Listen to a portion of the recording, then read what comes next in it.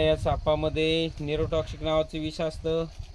हे विष रक्तामध्ये गेल्यानंतर खूप हृदयापर्यंत लवकर येण्याचं क्रिया करतं.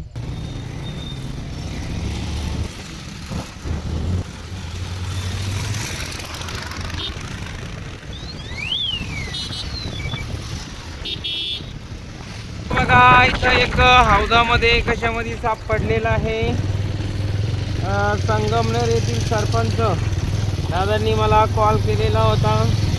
तर बघू आपण स्पॉटवरती आलेलो आहे. बघू साप कशात आहे. काशीमध्ये ना. काय नाव आपलं. हिरामन इच्छल दादो. आई बरं आहे का. आईच्या घरात मागे लई साप काढले होते ना. तर बघू आपण साप कशा पद्धतीने काढतो. व्हिडिओ नक्की बघा. बराच अंतर आपण पायी चालत आलेलो आहे. बाकी माणसं आहे इथं लक्ष देऊन आहेत. तर चला बघू. आमची आई पण आहे. आई बरं आहे ना. तर बघू टाकीमध्ये साप पडलेला आहे. काय आहे खूप सापाला घाबरते.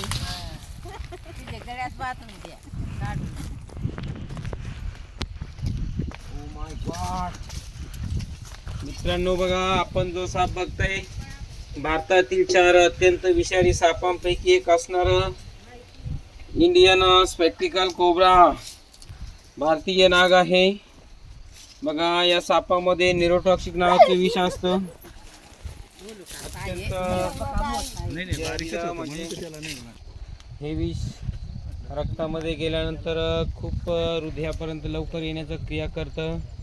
चावल्यानंतर बघा आपण जितकं शक्य होईल तितकं जवळच्या हॉस्पिटलमध्ये जाणं खूप महत्त्वाचं आहे. अन्यथा आपलं मृत्यू हे अटळ असतं.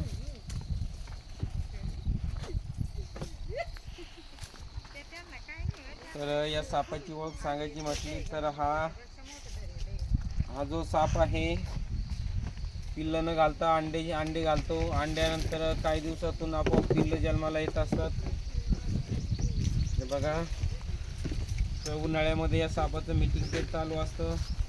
धामण आणि नाग या 2 सापाचं मीटिंग पिरियड असतं. अशा वेळी बघा 3-3, 4-4 साप असू शकतात. घ्या. तर बघा हा जो साप आहे खूप विषारी असतो.